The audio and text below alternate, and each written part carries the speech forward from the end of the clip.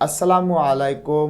আজকের এই ক্লাসে আমি তোমাদের সাথে 110 নম্বর পেজে এখানে 4টা প্রশ্ন রয়েছে, 3টা আর এই যে একটা 4টা প্রশ্ন, কিভাবে তোমরা এই 4টা প্রশ্নের উত্তর করবা সেটাই ইনশাল্লাহ দেখাবো। এবং এইটা হচ্ছে তোমাদের এই বইয়ের, দেখো, চ্যাপ্টার 7.3.3-র, ঠিক আছে। এইটা তোমাদের পড়তে হবে, এটা তো খুবই ইজি, তোমরা পড়লেই বুঝতে পারবা। এবং এখন আমরা এই প্রশ্নগুলো নিয়ে আলোচনা করব। দেখো, এ নম্বরে বলা হচ্ছে which part of speech. Part of speech তো আমরা কি জানি, ইংলিশ একটা grammar. Are the base form of জিরান্ড, মানে জিরান্ড, পার্টিসিপল এবং ইনফিনিটিভ, এগুলা কি আশা করি তোমরা জানো। জিরান্ড কি আমি একটু বলি, যদি কোনো একটা ভার্বের সাথে আইএনজি হয়ে সেটা নাউনের কাজ করে তার নাম জেরান্ড। পার্টিসিপল ভার্বের সাথে আইএনজি হয়ে যদি অ্যাডজেক্টিভের কাজ করে তার নাম পার্টিসিপল। এবং ইনফিনিটিভ হলো 2 প্লাস ভার্বের 1, ঠিক আছে। আবার কখনো কখনো বেয়ার ইনফিনিটিভও বসতে পারে, মানে টুটা থাকে না, আমাদের বুঝতে হবে এখানে টু রয়েছে। তো এখানে বলা হচ্ছে যে জিরান্ড, পার্টিসিপল এবং ইনফিনিটিভ এই জিনিসগুলো মূলত মানে বেস ফর্মটা কি, পার্ট অফ স্পিচের বেস ফর্ম কি।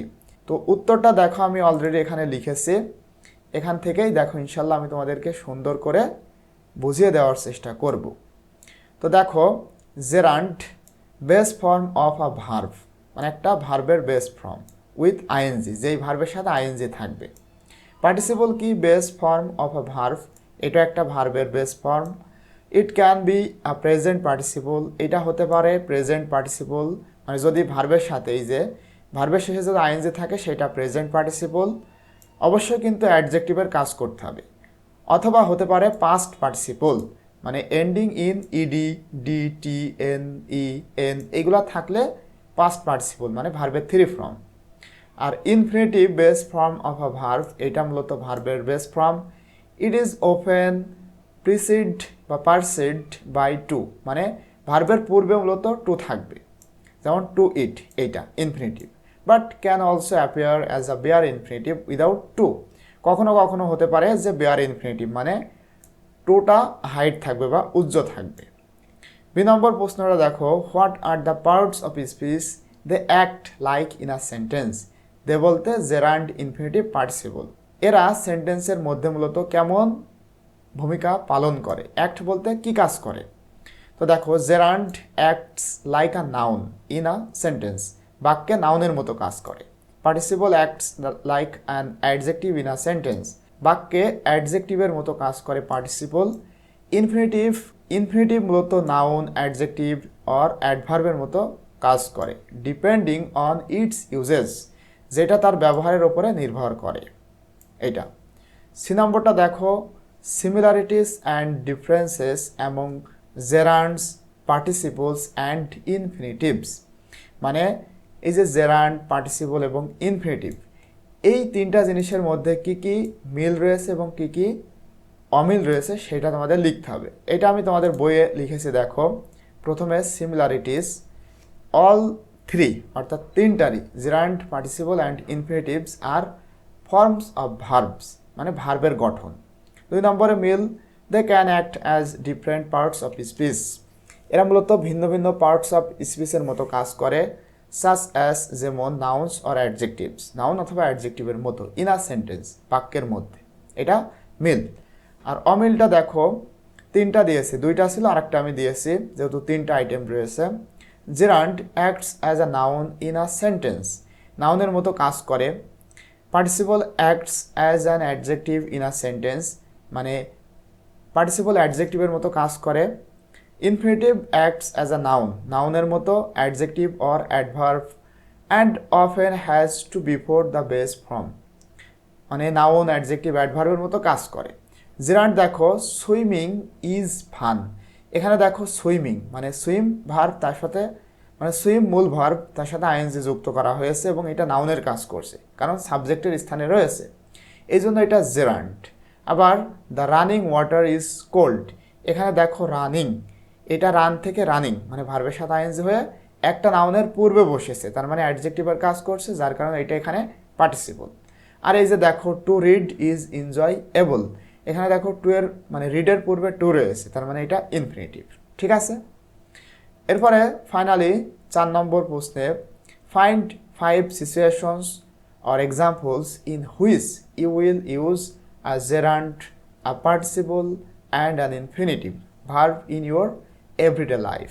তোমার জীবনের প্রত্যেকটা দিনে তুমি ব্যবহার করো এমন জেরান্ট, পার্টিসিপল, ইনফিনিটিভের 5টা সিচুয়েশন অথবা এক্সাম্পল তোমাদের খুঁজতে হবে বা লিখতে হবে। তো দেখো আমি এখানে সুন্দর করে লিখে দিয়েছি। প্রথমে gerund, acting as noun, gerund মূলত নাউনের মতো কাজ করে। সিচুয়েশনটা কি? ডেসক্রাইবিং আ ফেভারিট অ্যাক্টিভিটি, আমার একটা প্রিয় কাজকর্ম মানে বর্ণনা করতে আমি এখানে যে এক্সাম্পল সেটা দিয়েছি। তোমরা যদি মনে করো এটা না লিখবা তাও কিন্তু হবে। দেখো reading is my favourite way to relax, মানে রিল্যাক্স করার জন্য পড়া হচ্ছে আমার প্রিয় একটা উপায়। তার মানে এখানে দেখো রিড, মূল ভার্ব কি? রিড, তার সাথে আইএনজি, রিডিং। রিডিংটা মূলত এখানে সাবজেক্টের কাজ করছে, তাহলে সাবজেক্টের স্থানে যদি কোনো একটা সিঙ্গেল ওয়ার্ড আসে সেটা কিন্তু কিয়ামত পর্যন্ত নাউন।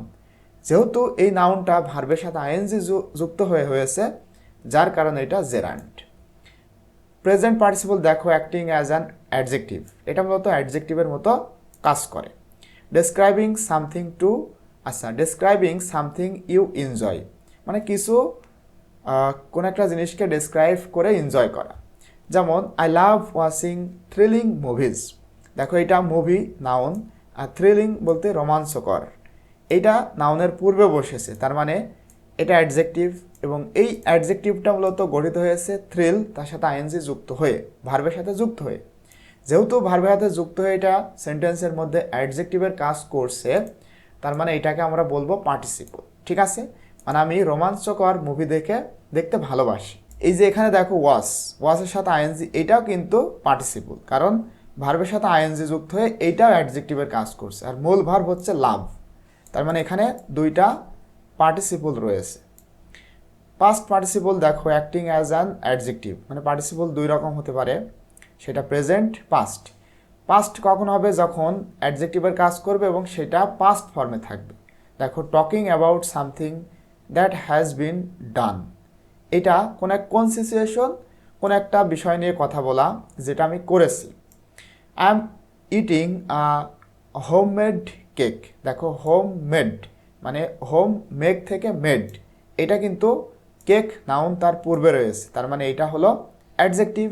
এবং যেহেতু হোম মেক এটা ভার্ব, এই ভার্বের পাস্ট ফর্ম এখানে রয়েছে, তার মানে এটা পাস্ট পার্টিসিপল। ঠিক আছে, ইনফিনিটিভ দেখো অ্যাক্টিং অ্যাজ নাউন, নাউনের মতো কাজ করবে।